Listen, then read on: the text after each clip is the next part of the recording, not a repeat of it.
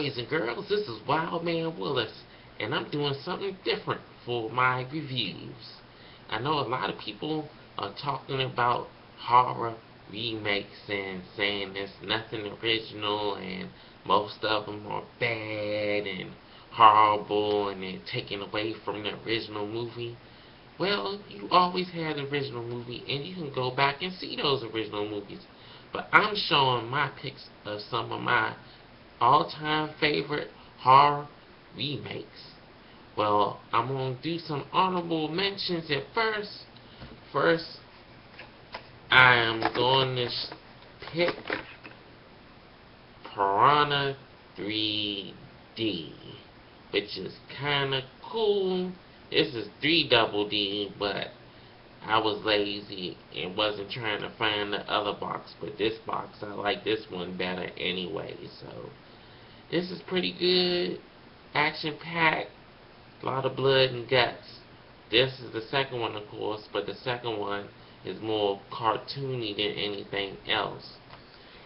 And my other honorable mention is one that I don't understand why people mad, because it's the Friday the 13th remake. It's exactly what it's supposed to be. It is Jason killing people in the woods, so I don't understand what the fuss is about that one. It had some good kills, it had titty shots, and everything that a Friday the 13th movie should have, so I don't know. It was 10 times better than that shit Nightmare on Elm Street joint. I don't care what nobody say, that shit was horrible. Only Robert Englund could be Freddy Krueger, and I don't want to sympathize with thinking that Freddy was framed. That's not his MO. He's a nasty bastard, and that's all I got to say about that one. And a couple of other ones I have to mention, because I have to disqualify these, is calling these actual remakes. The Texas Chainsaw Massacre Redo by Platinum Dunes. I don't consider this one really a remake, because this Leatherface is not the same Leatherface from the original movies. That's not even the Sawyer family. These are the Hewitt family. That's a whole different family. So I don't consider this an actual remake. I consider this a whole nother take on the Texas Chainsaw Massacre. So I disqualified this one, and I disqualified the Evil Dead 2000, and I think it was 12. It's been that quick since this movie came out. And the reason why I disqualified this one, because I feel like if we don't get another Evil Dead movie, this is actually part 4, especially with Bruce Campbell showing up at the end of the movie and the little stinger. Spoiler alert. So I consider this not a remake. I consider this another tale in the Evil Dead saga. So I had to disqualify this one as a remake. So I'm gonna go to my top 5 remakes. Unfortunately, I don't have a single disc of this, but the one I'm pointing to is the remake of The Blob, which was kind of came out of nowhere.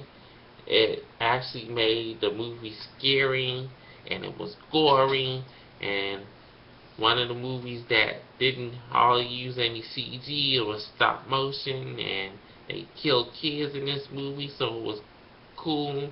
I like the little plot about the government instrumental in making The Blob, and I like that open ending. They were supposed to make another one, I guess, but I don't know what happened with that. So that's my number 5 remake. And this is going to be controversial to a lot of people, but I like the Dawn of the Dead remake. This movie was 10 times better than the original, because the original was slow and boring. It just had all that going in it, beginning and the end.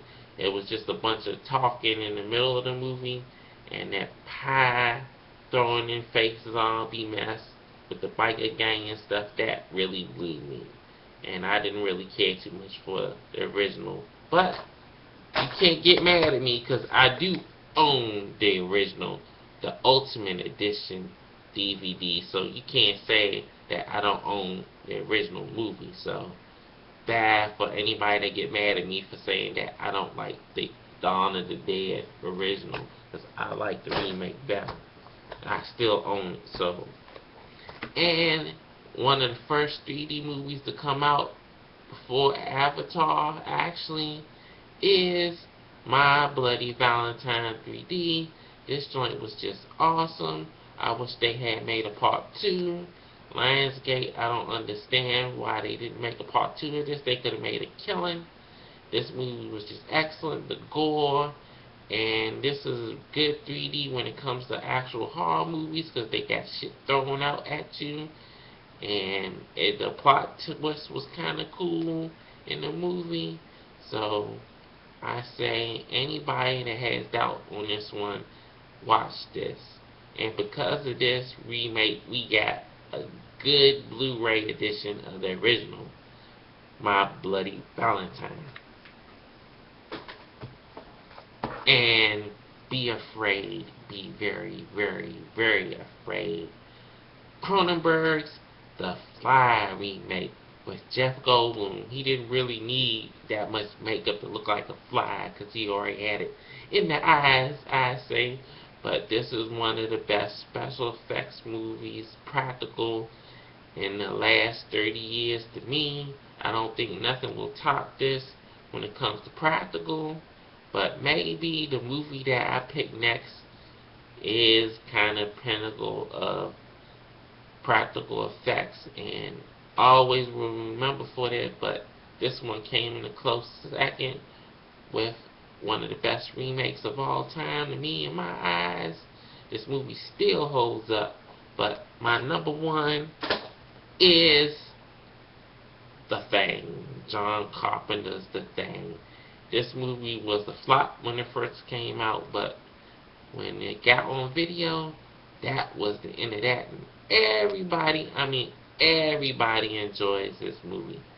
I enjoy this a lot. This is one creepy movie with an ending that makes you think, and some people don't like that, but that's what Carpenter does best, make you think about his endings.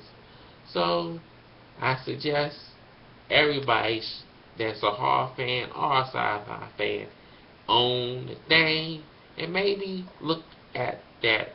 It wasn't a remake, that's a prequel of what happened to this movie.